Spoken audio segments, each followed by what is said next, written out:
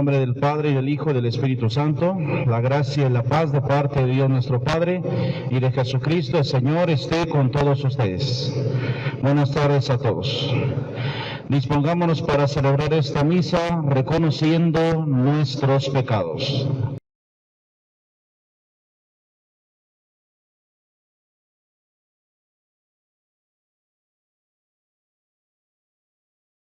Yo confieso ante Dios Todopoderoso y ante ustedes, hermanos, que he pecado mucho de pensamiento, palabra, obra y omisión, por mi culpa, por mi grande culpa.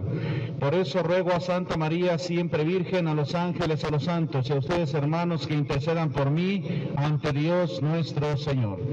Dios Todopoderoso tenga misericordia de nosotros, perdone nuestros pecados y nos lleve a la vida eterna.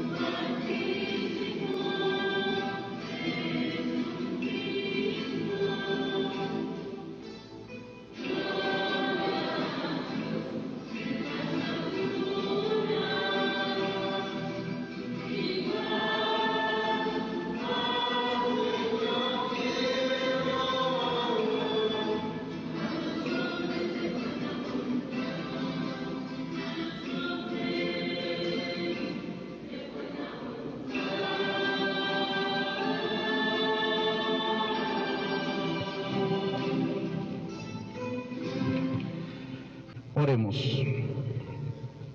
Señor Dios, que mediante la gracia de la adopción filial quisiste que fuéramos hijos de la luz, concédenos que no nos dejemos envolver en las tinieblas del error, sino que permanezcamos siempre vigilantes en el esplendor de la verdad.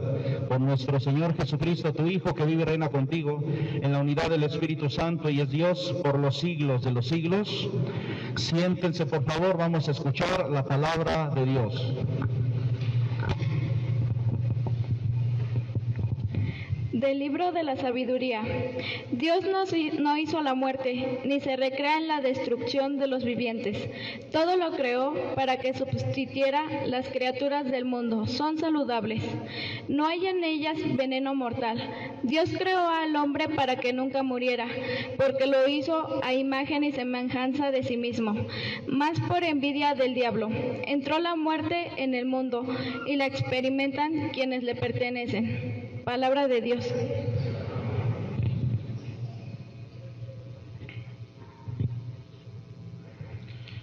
Te alabaré, Señor,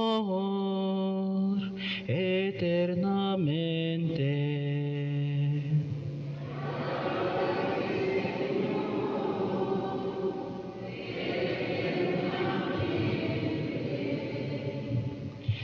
Te alabaré, Señor, pues no dejaste que se rieran de mí mis enemigos. Tú, Señor, me salvaste de la muerte, y a punto de morir me reviviste.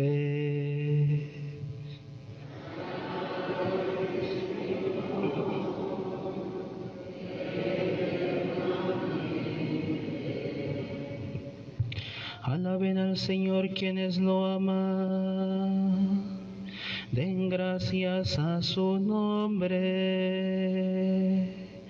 porque su ira dura un solo instante y su bondad toda la vida. El llanto nos visita por la tarde, por la mañana el júbilo.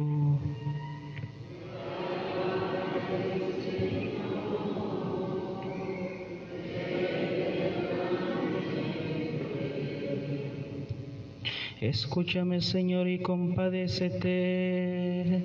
Señor, ven en mi ayuda. Convertiste mi duelo en alegría. Te alabaré por eso eternamente.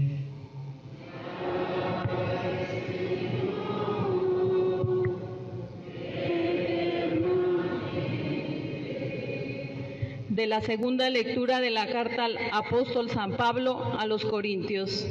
Hermanos, ya que ustedes se distinguen en todo, en fe, en palabra, en sabiduría, en diligencia, para todo y en amor hacia nosotros, distínganse también ahora por su generosidad. Bien saben lo generoso que ha sido nuestro Señor Jesucristo, que siendo rico se hizo pobre por ustedes, para que ustedes se hicieran ricos con pobreza. No se trata de que los demás vivan tranquilos mientras ustedes están sufriendo. Se trata más bien de aplicar durante nuestra vida una medida justa, porque entonces la abundancia de ustedes remediará las carencias de ellos, y ellos, por su parte, los socorrerán a ustedes en sus necesidades. Esa forma habrá un justo medio, como dice la Escritura: al que recogía mucho, nada le sobrará. Al que recogía poco, nada le faltará. Palabra de Dios. Nos ponemos de pie.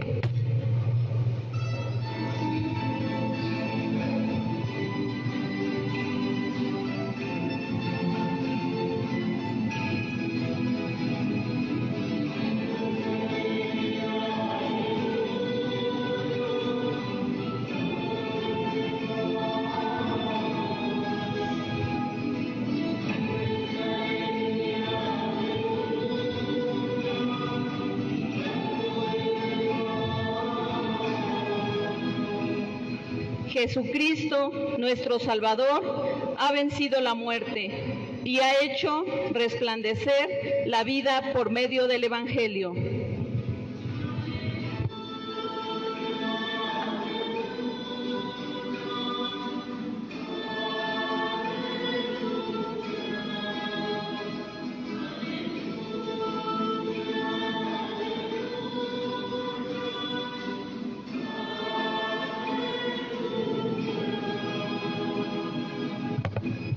El Señor esté con ustedes.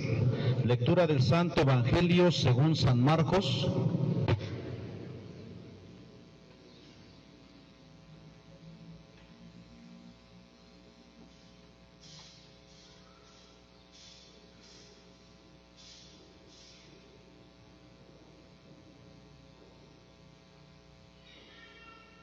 En aquel tiempo, cuando Jesús regresó en la barca al otro lado del lago, se quedó en la orilla y ahí se le reunió mucha gente. Entonces se acercó uno de los jefes de la sinagoga llamado Jairo. Al ver a Jesús, se echó a sus pies y le suplicaba con insistencia: mi hija está agonizando, ven a imponerle las manos para que se cure y viva. Jesús se fue con él y mucha gente lo seguía y lo apretujaba. Entre la gente había una mujer que padecía flujo de sangre desde hacía 12 años. Había sufrido mucho a manos de los médicos y había gastado en eso toda su fortuna, pero en vez de mejorar había empeorado.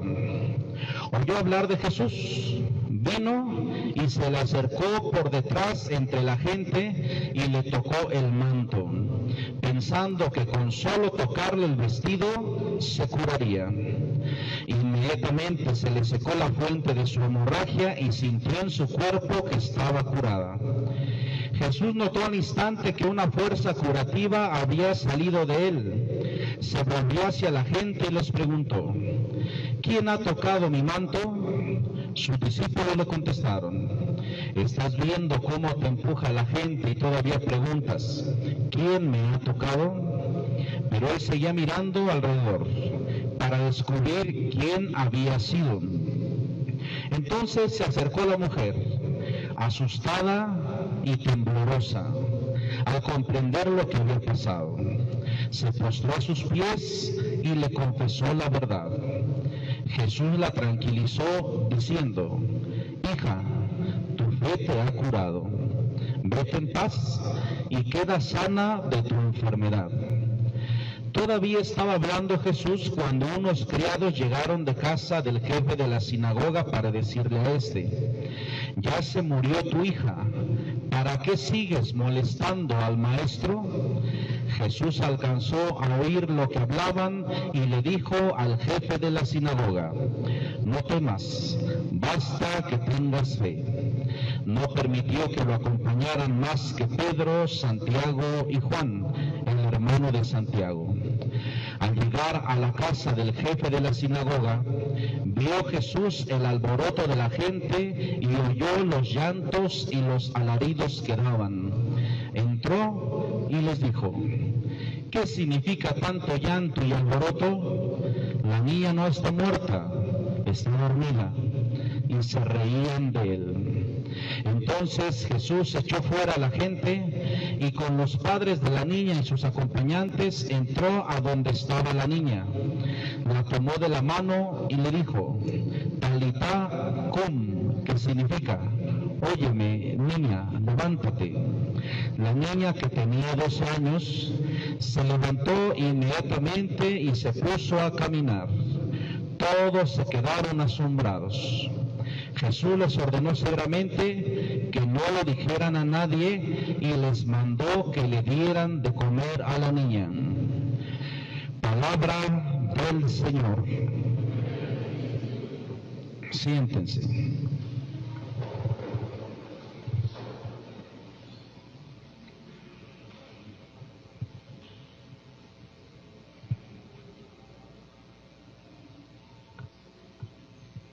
Hace 8 días, si ustedes recuerdan, el Evangelio nos hablaba de la tempestad calmada. Jesús calma el fuerte viento y la grandeza de las olas que se levantaron ante esa barca que se tambaleaba y que corría el riesgo de voltearse y de hundirse. Y yo les decía algo, que el Evangelio de la semana pasada nos quería decir que todos vamos en una barca, todos vamos en nuestra barca, y que habrá momentos de tempestad, y que todos hemos vivido momentos de tempestad, que a veces provocan que nuestra vida se tambalee, que nuestra vida vaya de un lugar a otro, pero que nunca Dios va a permitir que nuestra barca se hunda, que nuestra barca se voltee. Si nosotros queremos unir el Evangelio de la semana pasada con el Evangelio del día de hoy, podemos decir lo siguiente, que hoy el Evangelio nos habla de las dos peores tempestades que puede vivir la persona, de las dos peores tempestades que puede vivir cada uno de nosotros. ¿Cuáles son esas dos tempestades? Muerte y enfermedad. ¿Y por qué les digo que dos de las peores tempestades? Porque a nadie le gusta vivir la tempestad de la enfermedad, ni personal, ni en relación a nuestros seres queridos. Pero también a nadie le gustaría morir. Aunque sepamos que vamos a morir, a nadie le gustaría morir. Lo cierto es que no somos eternos, y hoy la palabra de Dios nos dice, tú también algún día vas a morir. Y para aquellos que no han experimentado la enfermedad, también hay que estar conscientes de que en algún momento la podemos vivir. Yo les puedo decir que yo, por ejemplo, no he tenido ninguna enfermedad fuerte, gracias a Dios. Pero eso no quita que yo en algún momento no se puede enfermar uno. Claro, todos estamos propensos a la enfermedad. Y no se diga la muerte. Por eso, más que estar preparados, hay que estar bien conscientes de que a esas dos realidades no podemos escapar. Por más que querramos a veces esquivar la enfermedad, algún día nos puede llegar. Por más que querramos esquivar la muerte, algún día nos va a sobrevenir la muerte. Por eso bien se dice que por algo Dios sabe por qué algunas personas mueren y otras viven, pero que cuando te toca, por más que te escondas, se va a presentar la enfermedad o se va a presentar también la muerte. Dos realidades que existen, que todos vivimos y a las cuales nadie puede escapar. Y eso se los digo porque Jesús precisamente acude en ayuda de una niña o adolescente de 12 años que murió y de una mujer que no se nos dice su edad, pero que tenía la enfermedad, la siguiente enfermedad, padecía el flujo de sangre. Por lo tanto, en estas dos mujeres estamos reflejados nosotros, aunque nosotros seamos varones, porque si son mujeres, nosotros no vamos a los varones, a lo mejor vamos a decir, no, yo no soy esa mujer, no. Cuando una persona, acuérdense, cuando una persona no tiene nombre en la Biblia, es para que nosotros digamos, esa persona soy yo, y le voy a poner mi nombre. Por lo tanto, si nosotros le ponemos nuestro nombre a estas dos mujeres, ¿qué vamos a decir? Yo soy esa niña, yo soy esa niña que algún día tiene que morir. Y yo también soy esa mujer que estaba enferma y que en cualquier momento me puedo enfermar. O por la fragilidad de nuestra persona, de nuestro cuerpo, nos podemos enfermar. Esas dos mujeres somos nosotros, hombres, pero también mujeres. Somos todos. Por eso reflejémonos en ellas dos, hoy que el Evangelio nos las presenta. Yo quisiera hablar de cómo estas personas reaccionan ante la enfermedad y reaccionan ante la muerte. Vayamos primero a la mujer que padecía flujo de sangre. Estaba enferma y no le pide ayuda a Jesús directamente, sino que le toca por detrás el manto, le toca por detrás y después se esconde. Le toca el manto, es decir, tiene fe que puede quedar curada y queda curada, pero le toca el manto y se esconde. ¿De quién se esconde? Se esconde de Jesús. ¿Y Jesús a quién representa? A Dios. Esta mujer enferma se esconde de Dios. ¿Por qué le toca el manto y se esconde de Jesús? Porque le habían dicho que una mujer que tenía la enfermedad del flujo de sangre era una mujer impura. Era una mujer impura y que por lo tanto no se le debería de acercar a Jesús, que ni se le acercara a Dios, porque Dios no quería curarla, porque Dios no la iba a ayudar por ser mujer. Los demás le habían dicho que si ella le pedía a Dios que le curara de su enfermedad, Dios no la iba a escuchar, Dios no la iba a hacer caso. Por lo tanto, ¿por qué pensaba esta mujer que Dios no le iba a hacer caso? Porque ya lo han escuchado ustedes en varias ocasiones. Enfermedad es igual a maldición. Es decir, si una persona está enferma, ¿qué pensaban los demás? Dios te está maldiciendo. Si esa mujer se siente maldecida por Dios, no quiere acercarse a Jesús. Pero cuando decide acercarse, mejor prefiere esconderse, porque piensa que Jesús le va a llamar la atención, porque le habían presentado a un Dios que se enojaba con ella, a un Dios que estaba molesto con ella, a un Dios que le había dado o regalado una maldición. Por eso se esconde. La enfermedad en ese entonces se consideraba como una maldición. Dios no quiere curarte.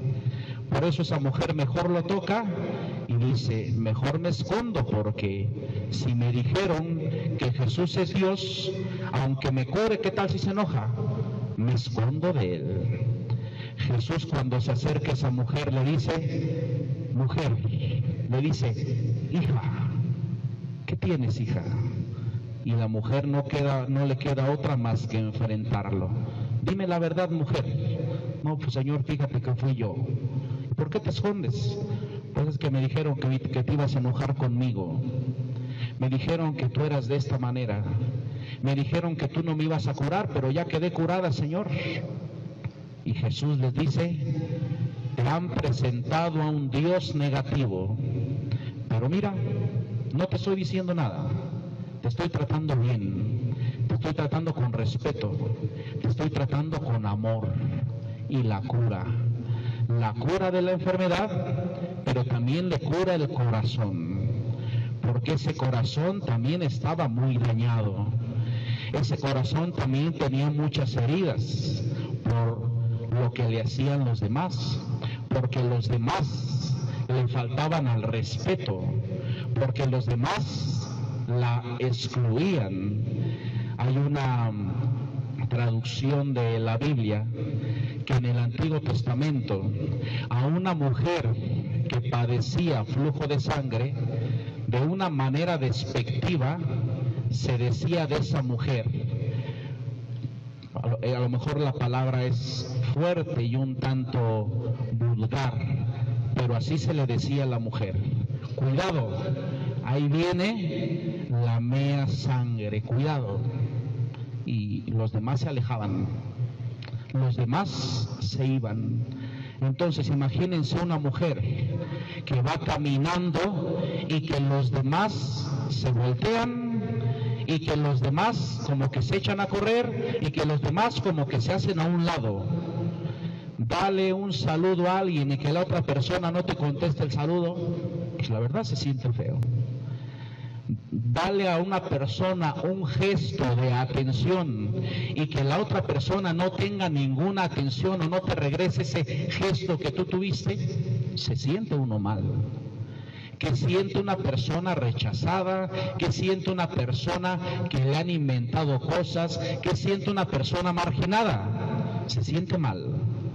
Por lo tanto, esa mujer estaba muy dolida del corazón por el trato de los demás, por las faltas de respeto de los demás. Era una falta de respeto llamarle a una mujer así.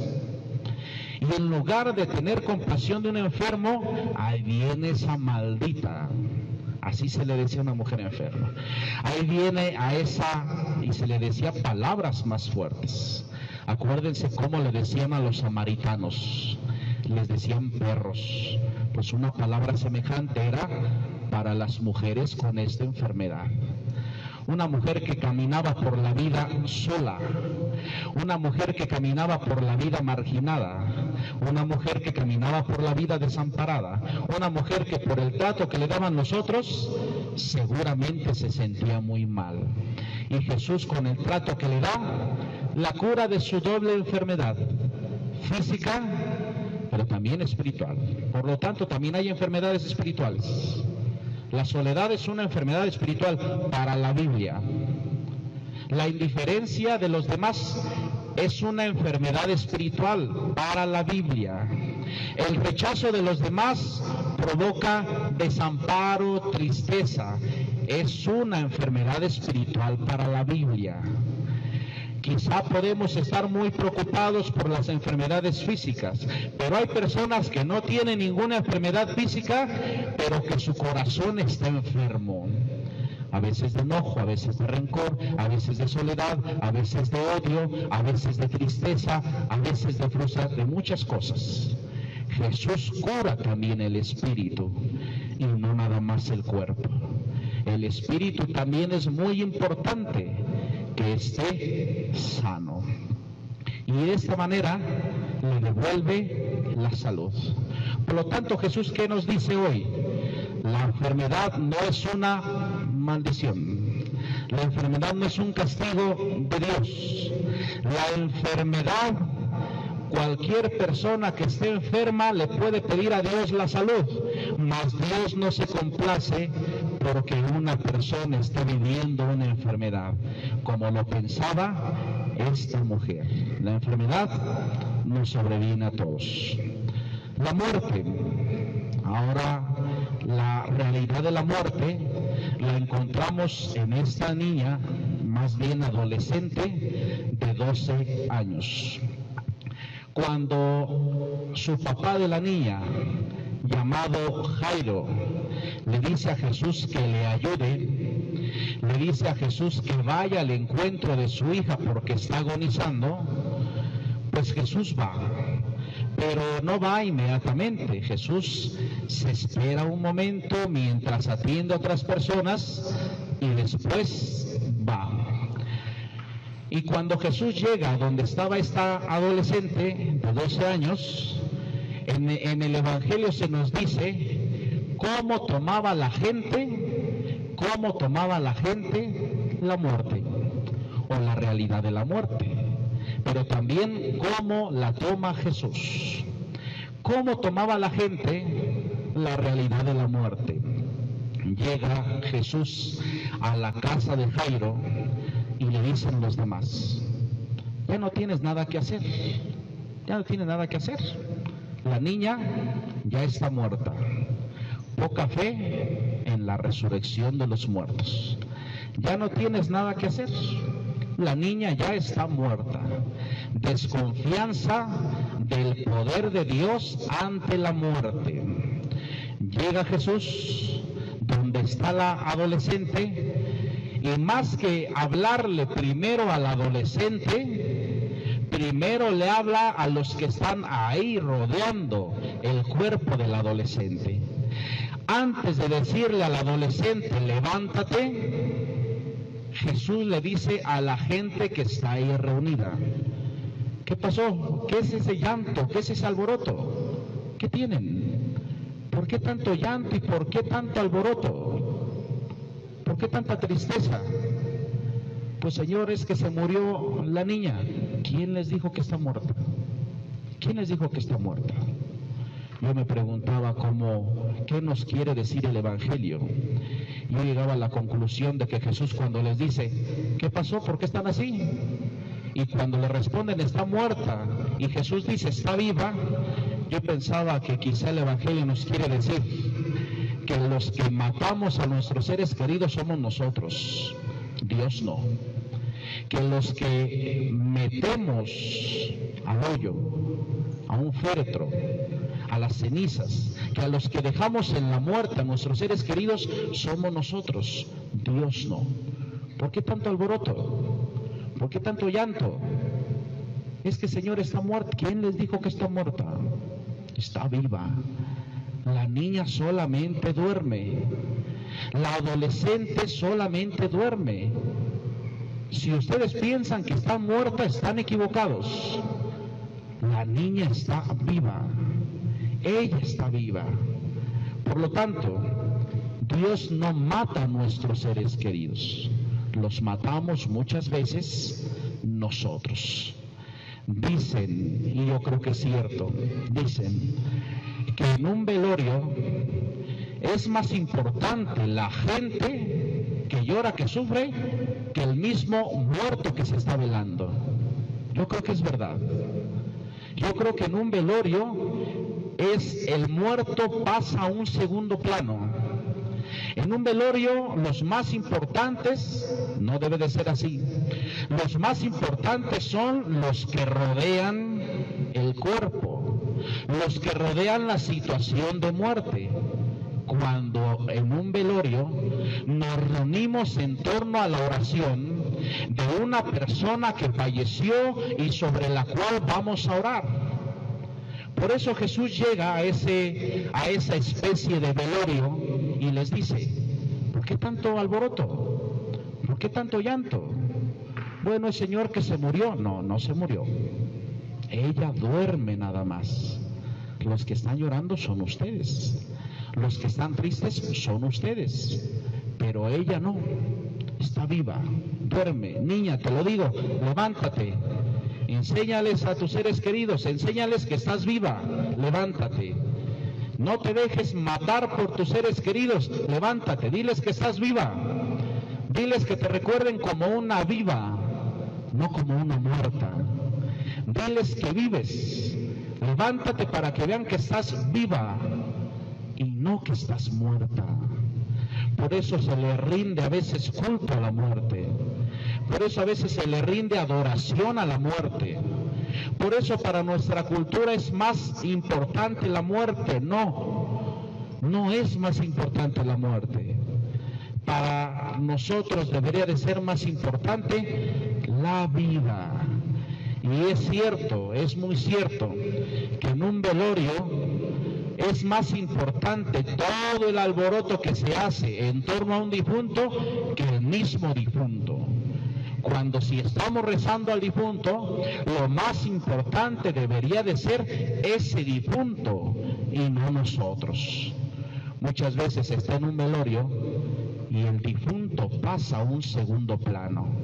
Es decir, nos quedamos con la muerte o con el muerto, mas no con el vivo. ¿Cómo consideraban en ese entonces la muerte? Como el último paso.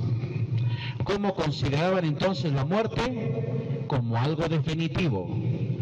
¿Cómo consideraban la muerte? Como una situación donde todo es tristeza, llanto, dolor, pero hasta ahí, y no hay algo más.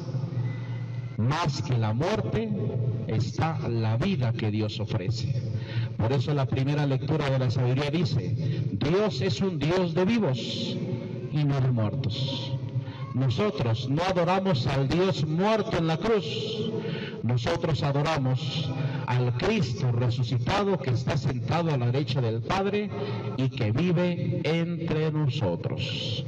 Que la muerte y que la enfermedad nos hagan estar bien cimentados en este mundo, sabiendo que son parte de nuestra vida y que a veces otros nos presentan la enfermedad y la muerte como algo negativo, pero en realidad no es así. Ojalá y nosotros demos ese paso de ver la muerte como un castigo, de ver la enfermedad como un castigo y de ver la muerte como algo definitivo, es decir, quedarnos en la muerte y no dar paso a la vida, no dar paso a la vida. Van a bendecir unas cenizas. ¿Ahí está su ser querido? No, ahí no está. Su ser querido, ¿dónde está? Con Dios, con Dios. ¿Quién les dijo que está muerto? ¿Quién les dijo que está muerto? ¿Quién te dijo que están muertos tus seres queridos? ¿Quién te dijo? ¿Quién te dijo que están muertos? Eso tú lo inventaste. Tú lo inventaste, yo lo inventé, lo inventó la sociedad. Tus seres queridos están vivos. Si no crees, dice San Pablo, vana es nuestra fe. Si no creemos en la vida y en la resurrección, vana es nuestra fe. Seamos cristianos vivos, no cristianos muertos. Pónganse de pie. Creer en Dios Padre Todopoderoso, Creador del cielo y de la tierra. Creer en Jesús su Hijo, que nació de María Virgen, padeció, fue sepultado, resucitó de entre los muertos y está sentado a la derecha del Padre. Creen en el Espíritu Santo, Señor y dador de vida. Creen en la Iglesia, que es una santa, católica y apostólica. Repetimos todos, esta es nuestra fe. Esta es la fe de la Iglesia, que nos gloriamos de profesar en Cristo nuestro Señor. Amén. Pidamos, hermanos, al Señor que escuche nuestras oraciones. A cada petición diremos, te rogamos, Señor. Todos, por los ministros de la Iglesia que han consagrado su vida al Señor y por todos los pueblos que adoran al Dios verdadero. Oremos. Para que el tiempo sea bueno y todos podamos gozar de una naturaleza limpia en la bella sucesión de las diversas estaciones. Oremos. Por los que son víctimas de la debilidad humana, del espíritu de odio, de envidia o de los otros vicios del mundo. Oremos. Encomendemos mutuamente al Señor, pongamos toda nuestra existencia en sus manos y oremos con confianza al autor y guardián de todo lo que tenemos. Oremos. Dios nuestro, que en el misterio de tu Hijo pobre y crucificado has querido enriquecernos con tus bienes, escucha nuestras oraciones y no permitas que mientras anunciamos a los demás la alegre novedad del Evangelio, nos acobardemos ante la pobreza o la cruz. Por Cristo nuestro Señor. Pueden sentarse.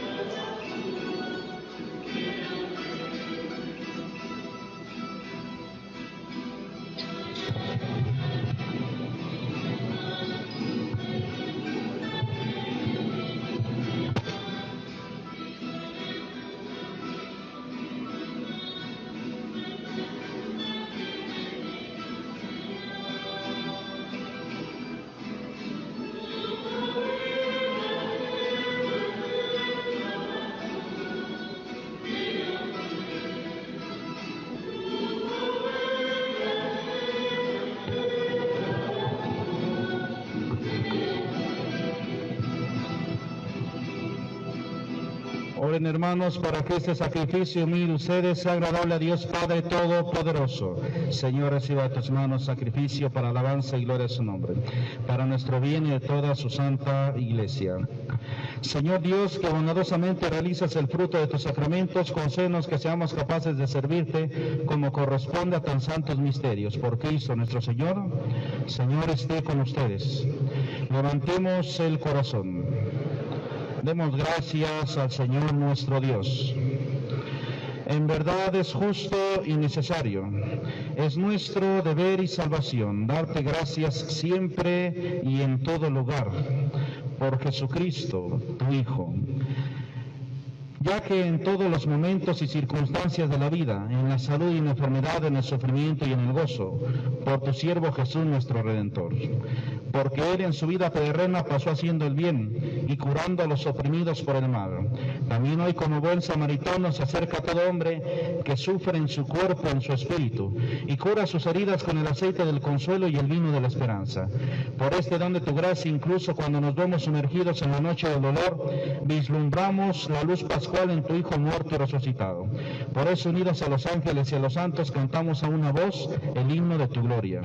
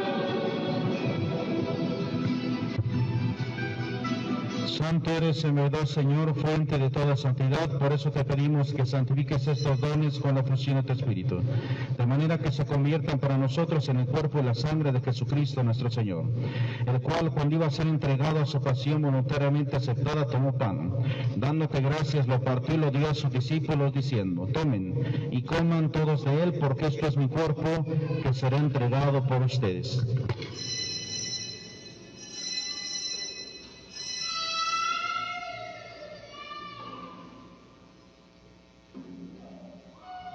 Del mismo modo, acabada la cena, tomó el cáliz, dándote gracias de nuevo, lo pasó a sus discípulos, diciendo: tomen y beban todos de él, porque este es el cáliz de mi sangre, sangre de la alianza nueva y eterna, que será derramada por ustedes y por muchos para el perdón de los pecados. Hagan esto en conmemoración mía.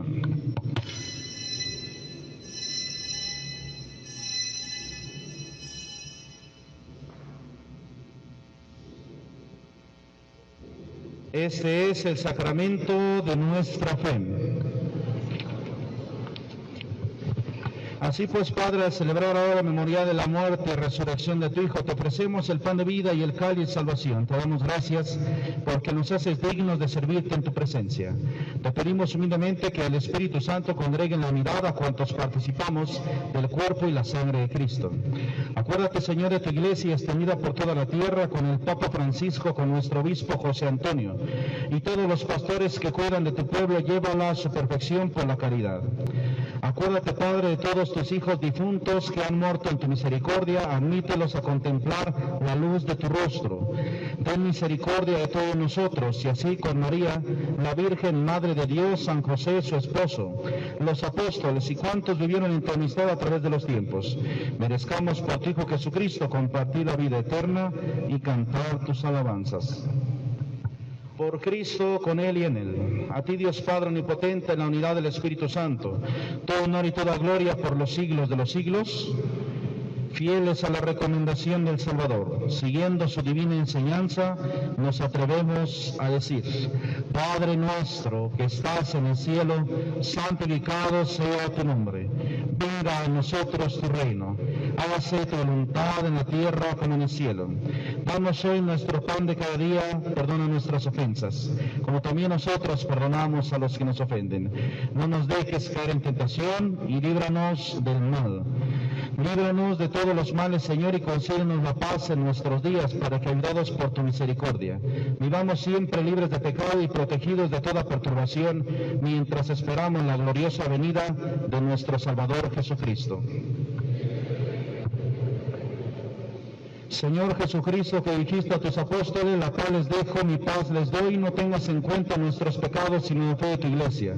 Conforme a tu palabra, concede de la paz y la unidad, tú que vives y reinas por los siglos de los siglos. La paz del Señor esté con todos ustedes. Como hijos e hijas de Dios, dense la paz.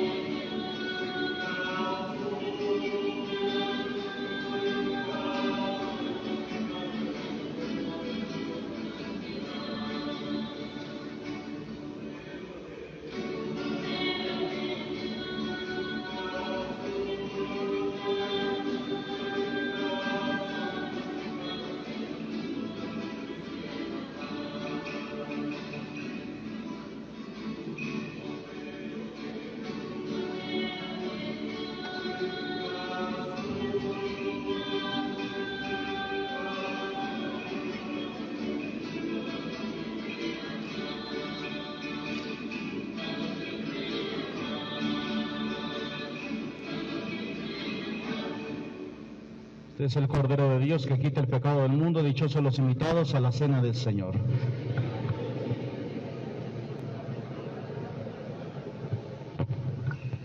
Quienes vayan a congregar y estén preparados, acérquense.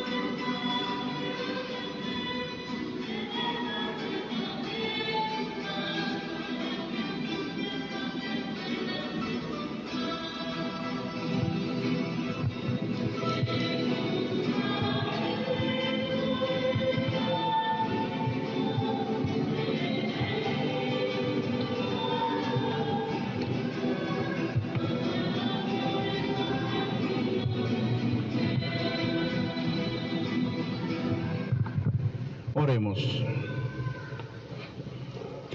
Que la víctima divina que te hemos ofrecido y que acabamos de recibir nos vivifique, Señor, para que unidos a ti con perpetuo amor demos frutos que permanezcan para siempre. Por Cristo nuestro Señor. El Señor esté con todos ustedes. Y la bendición de Dios Todopoderoso, Padre, Hijo y Espíritu Santo, descienda sobre ustedes y permanezcan para siempre. En el nombre del Señor Jesús, que nos anima y que nos fortalece, pueden ir en paz. Que tengan todos un feliz domingo. Dios los bendiga.